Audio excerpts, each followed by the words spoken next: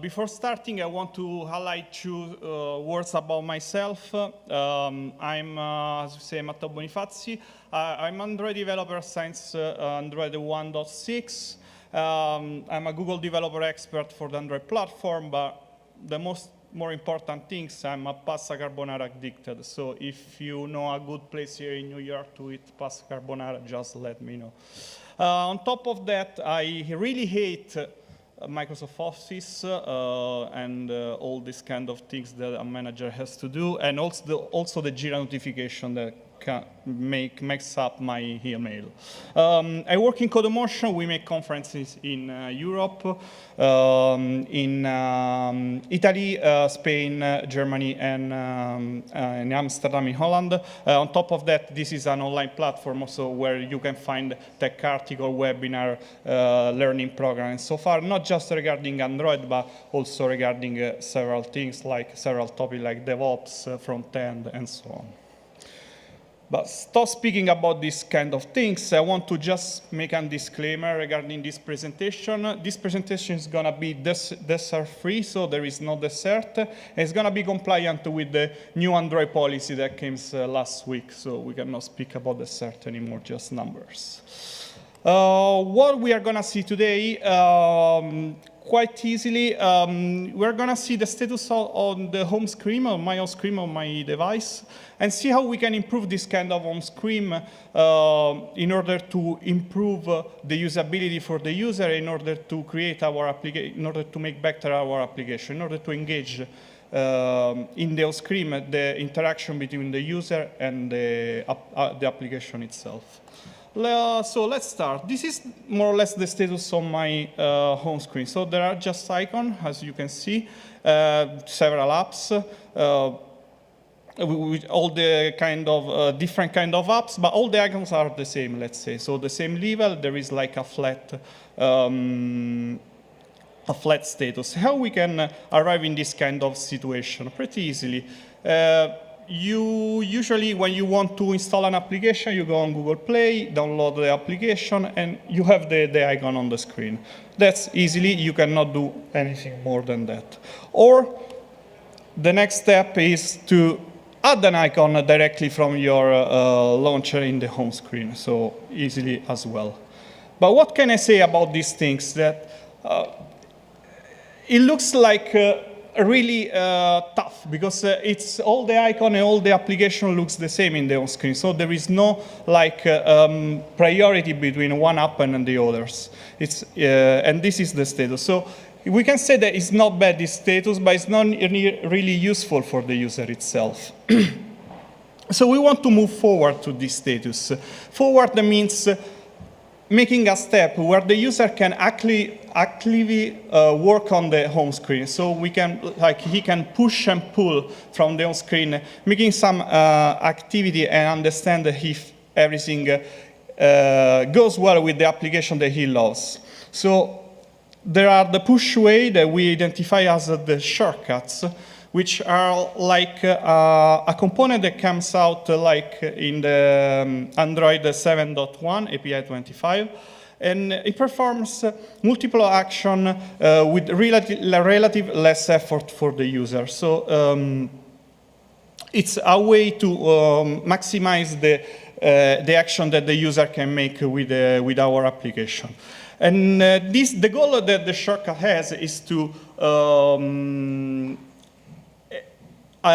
speed up the interaction between the user and the application, because the user wants to finish the task really early. You don't want to go inside the application, make the workflow, and so on and so on. So this is the first step. There are three kinds of shortcuts: the static, dynamic, and pinned. The static one is the one easily to implement, is most easily. We cannot change our runtime. Everything is fixed and stable on the XML file. If you want to change the behavior of a static shortcut, you have to uninstall the application, rebuild, changing the things, and reinstall in the device. The dynamic one, instead, they are very useful because they can change at runtime according to the usage of the user or according to the policy that the developers make. The pinner shortcut instead is a shortcut that creates, that the user can create by themselves. So selecting one of the shortcuts, static and dynamic, and pin it directly sorry, in the home screen.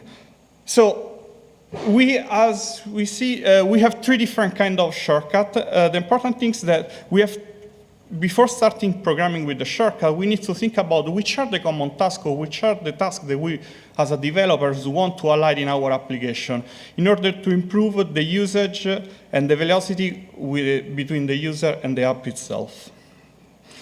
And also, because we want to avoid that the user goes to inside our application and navigate in all the steps inside the application itself. So let's think about an application that, like a bank application. So if I want to make a check, I want to do straight away. I don't want to go to the home page, see my bank account, all the things, and after that make the action. So that might be one of the cases.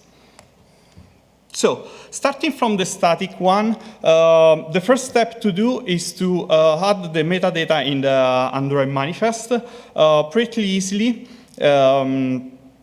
As you can see here from the slides. The metadata tag define XML like shortcut XML that we have to define inside the XML folder. Here we can see an example of a static shortcuts. This XML is just a list of the shortcuts that we want to add in our application. There are some important attributes that I want to highlight. The first one is the icon, which is going to be the icon of the shortcut. It's going to be a PNG or SVG files, as we are used to, but there are some specific rules that needs to be are slightly different from the icon that we usually use for the normal application. So I will really recommend you to read the suggestion that there are in the references in the Android developers. Another important attribute is enable. Here indicates whether the shortcut will enable or not. If enable is set as a false, it won't be shown in the application icon, so it's gonna be hidden and not available for the users. Another important thing is the short label, which is the only mandatory field that we need to create a shortcut. It's gonna be the text that we are gonna see in the shortcut itself. But as we say, the shortcut it's an action. So since it's an action, it works against an intent. So we have to define also the intent that the shortcut fires when the user clicks on it. And so we have to define the intent. There are some classic way to define an intent inside the shortcut. Okay, so this is the result that we have done so far. So there is the shortcut. We long press on the icon, click on the shortcut, and we go directly to the activity that we want. Okay, so the static shortcuts are kind of fixed, but we want to make a step more on that. So we want to go on the dynamic way. So the dynamic shortcut ensure that your dynamic, the most useful piece of functionality given the current context according to the user, where the user is going to use. And everything in the dynamic shortcut is generated by the shortcut manager. So the creation, the modification, and the remove is handled by the shortcut manager, which is one of the services that Android provides to us. Dynamic shortcut has a kind of life cycle that we can define. There are three main steps. The first is add a dynamic shortcut or set dynamic shortcut, which are going to add a list of shortcuts. Update the shortcuts if we already defined a shortcut, but we want to change something like the label, we want to change the icon, and so on. And on top of that, there is also the remove shortcut, remove dynamic shortcut, or remove all the shortcuts altogether. In order to create a dynamic shortcut, we need also to have the builder itself. So thanks to the class shortcut info builder, we can create a new shortcut. Let's see how we can create one. Sorry. From here, you can see that we can get an instance of from the shortcut manager. We can create the shortcut as we did for the static one, but in a dynamic way. So we are gonna set up the short label, the icon, the intents that are gonna to react, and after that we are gonna link the dynamic shortcut to the shortcut manager, as we see in the last line. So in this way, the shortcut is created. Let's see that we want to update the shortcut. So we want to change the label or we want to change the icon. Same things. We have to stop by the shortcut info builder as well. We have to recall we have to reuse the same ID that we used for the shortcut before, changing the label, and after that, update to the shortcut manager through the method update shortcut. So what we have done so far is defining a static shortcut and a dynamic one. As you can see from the slides, the dynamic shortcut is going to be on the top of the static one, because dynamic is always more important than static. The importance of the shortcut can be defined by the developers thanks to the ranking. Thanks to the ranking. So when we create a shortcut, a dynamic shortcut, we can define also the rank that the shortcut needs to have in order to be on the top of the other one. So thanks to the method set the rank, we can define exactly the rank where the shortcut is.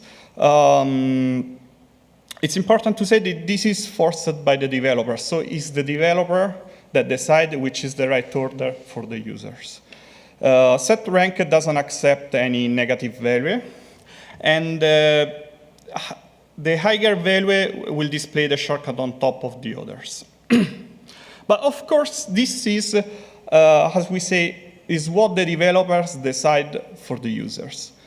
But if we want to make a step forward, let's see if there is also a way to let the system decide which is the right shortcut to show to the user in the right time.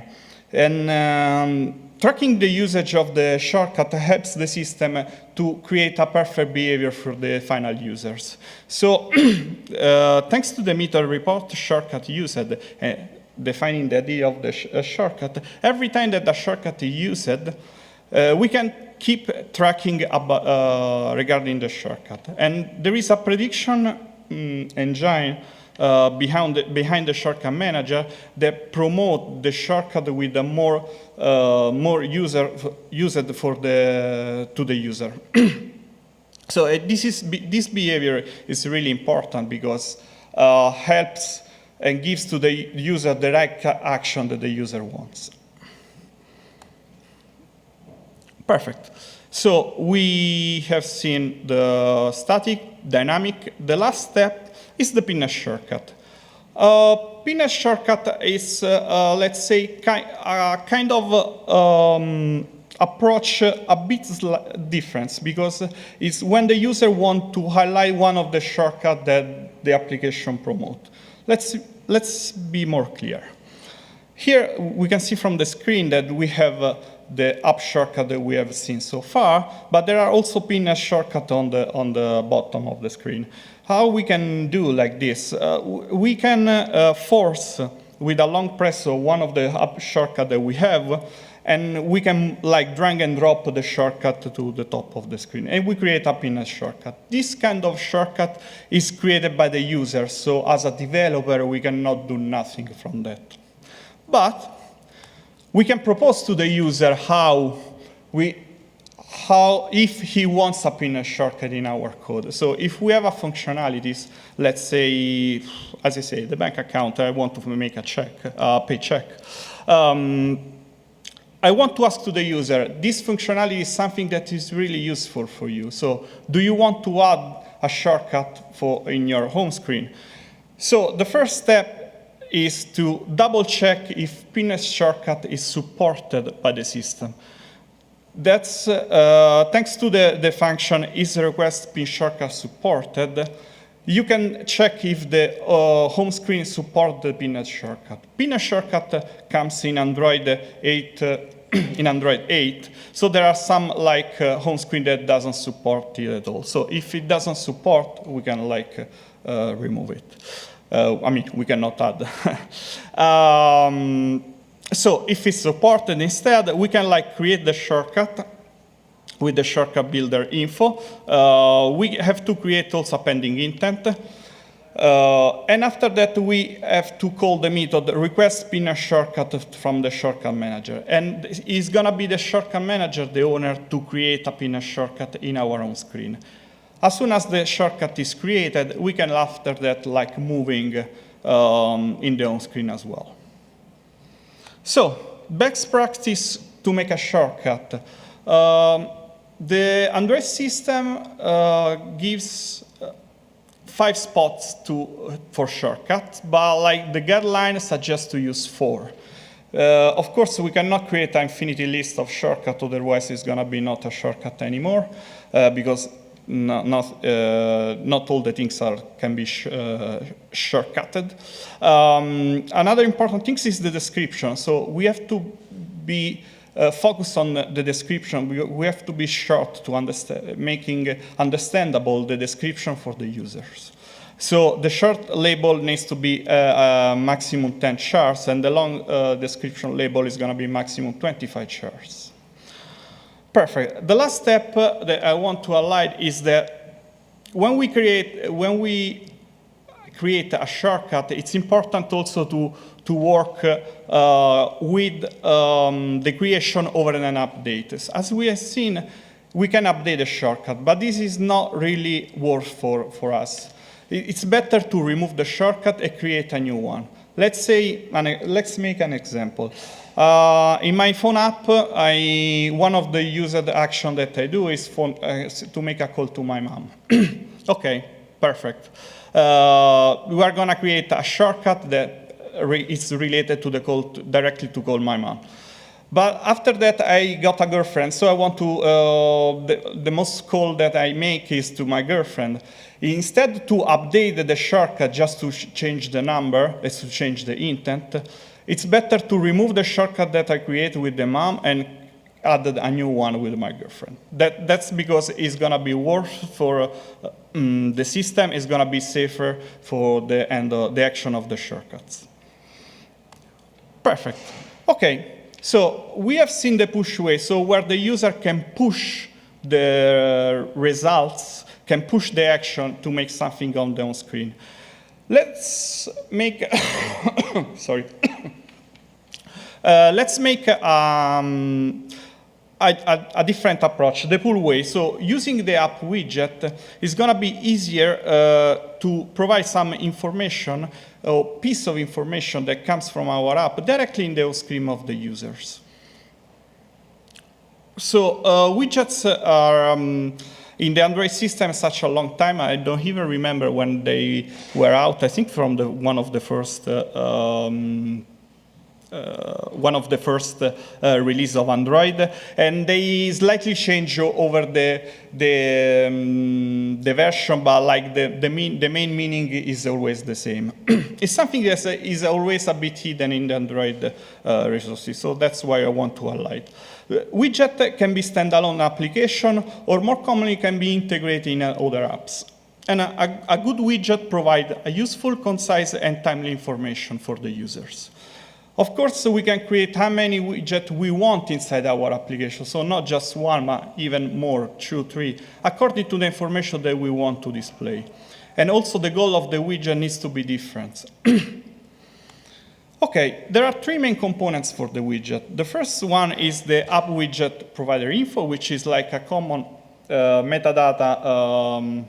It's like XML resource where they find all the metadata regarding the widget. The app widget provider, which is just an extension of broadcast receiver. Here we can implement all the logic regarding the widget. And the view layout, where we can define the layout of the widget. Let's start from the view layout, because it's a bit tricky here. Over the Android release, we got a lot of new layout that helps the developer to develop the application, the layout, in order to speed up the development, and also to create something more fancy. Unfortunately, in the widget, the layout are always the same. Supported layout, as you can see, are really few. Linear layout, relative layout, frame layout, and grid layout. And also the supported view are really, really few. Button, text view, image view, progress bar, and nothing more.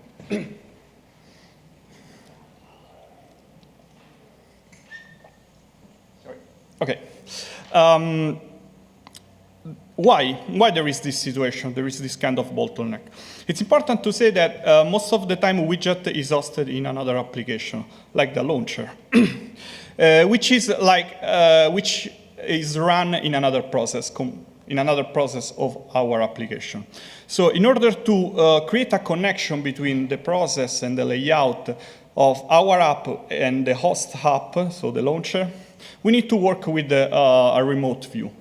So that's why I put in the slide that everything in the layout is behind the remote view. Remote view describes the view hierarchy that can be displayed in another process.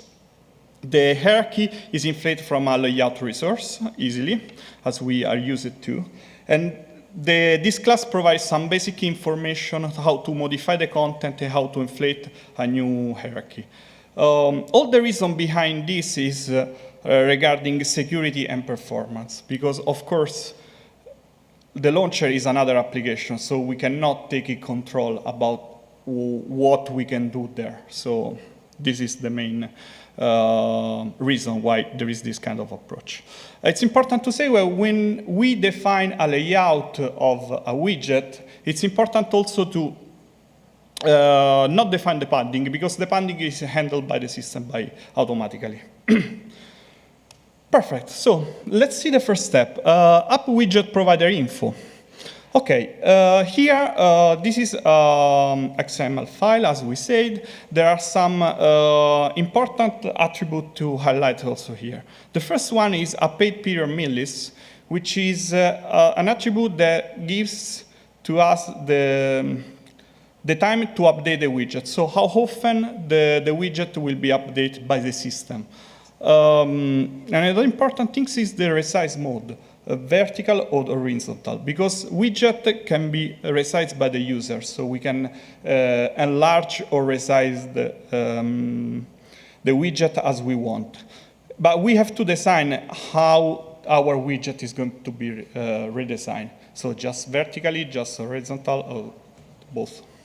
It's important to provide also a preview image, which give to the user a suggestion about which are the functionality about our widgets. And another important thing is the two attribute, mean height and mean width. There specify the app widget absolute minimum size. This value should specify the size below the widget would be ineligible or not usable for the user. So are quite important. How we can calculate that? Let's think of the home screen as a grid. No? Our home screen is with a lot of cells. And we have to think about, when we want to design a widget, we have to think about which is the minimum size regarding the widget. So how many cells we want to cover. And thanks to this formula, it's easy to translate the cell count to a DPI number. Perfect. Okay, so we defined the structure of our widget. So let's see the provider. The provider, as we can say, we have seen, it's a receiver. So we have to define the receiver inside our manifest files. The important things here is to define also the intent filter with the action app widget update. Because this action is the action that is going to be fired by the system when there is a new update. So the app widget provider needs to intercept this action. The life cycle here for the app widget providers is pretty straightforward. We have the onEnable callback, which is called when the app widget is created for the first time. For example, if the user add 2 instances of the same widget in the home screen, the onEnable is going to be fired just once. OnDelete is another callback that is called every time that we are going to remove from the home screen 1 instance of the widget. And onDisable is going to be called when the last instance of our app widget is deleted from the home screen. Okay. The most important callback is onUpdate, because here we can concentrate all the business logic in order to update the status of the widget. So as you can see from this example, we can update the widget calling the remote view, create an instance from the remote view, and here setting all the pending intent regarding the widget. As soon as we update the widget, the UI of the widget, we have to call the app widget manager, which handles all the widget in the home screen, and call the method update app widget manager. Perfect. Okay, it looks quite straightforward. So we got an intent from the system app widget with the action app widget. The onUpdate function is called. We update our widget. Everything looks fine. But it's not like this, because the refreshing is a bit tricky on the widget. It's something that if you are used to see some widget in the home screen, sometimes it's not really up to date. And this is what it happens. Let's create first a small flow. We are in the home screen. Our widget needs a kind of refresh. I say, OK, I need a refresh. I have to call my app. The app has the logic to update all the content. So he has the logic to create a request to a web server, or create a request to a DB, or whatever. As soon as the app is calculated the new value, he needs to send an update to the widget itself. OK. It's important to say that the widget needs always to display the latest available information, and the update frequency depends on the type of data. So if we want to make an update manually, if we are inside our application and there is a new value for our widget, it's easy to send just a broadcast intent to the system with the action app widget update. And we have to specify the ID of the widget and all the value that we want to update. But this is pretty straightforward, and it goes directly to our widget. Of course, the widget is a broadcast receiver. So in the onUpdate method, we cannot make all the logic that we want. We cannot make there HTTP requests or stuff like that, because we don't have time. Otherwise, we are going to get application not responding, because there is 10 seconds to release the intent. So an update of the widget can be done via a common service. Can be an intent service or a normal service.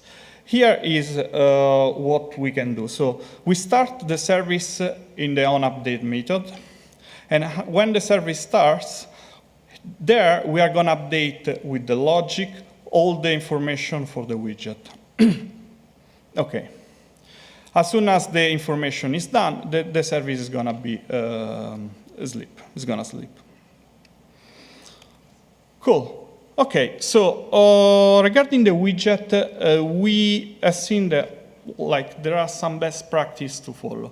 The first step is think smallest. So even if we have an home screen that can be free and we can add whatever we want, we need to think that we need to design our widget in the smallest ways as possible. Because also the user can resize the widget as he wants. It's important also to the refreshing of the data. Don't refresh the widget. Refreshing too often a widget means that we are going to drain our battery, which is not really good. But also, don't refresh too rarely, because it's going to be useless for the user. So we have to find a good trade-off for that. Last thing is, when we create a widget, put the right information. So don't put too many information there. Don't create just a replication of of the application. But try to split at least the information in different widgets if we want to use the widget. So provide to the user the most important information and make the action from there. Okay, so what we have seen is, starting from a flat home screen, it's important to get access to the user to some functionalities. Priority functionalities can be decided by developers or by the user itself, according to the user. It's important, thanks to the widget, also to see important information without entering into the application. And this creates also a more visible home screen for the user. So it creates also a better entry point for our application for the user. So a useful screen with widget app shortcut increase the user engagement, decrease the chance that the user can uninstall our application, and of course increase the likelihood that it's being used. One last step that I want to highlight is to make the app, this kind of functionality discoverable for a normal user. App shortcut widget are not quite common may common for developers, but not common for the normal user. So make a tooltip, a tutorial, or whatever you think is good to highlight that there is the opportunity for a user to make something in the home screen. So inform the users. So this is the result of my home. So I added several widgets there, and I remove all the icons for that. So here there are some references regarding the talk. There are a good references in Android docs, but I want to highlight these two tutorials, one regarding the shortcut and one regarding the widgets. They are really good to improve these things. There are my contacts, and thank you so much.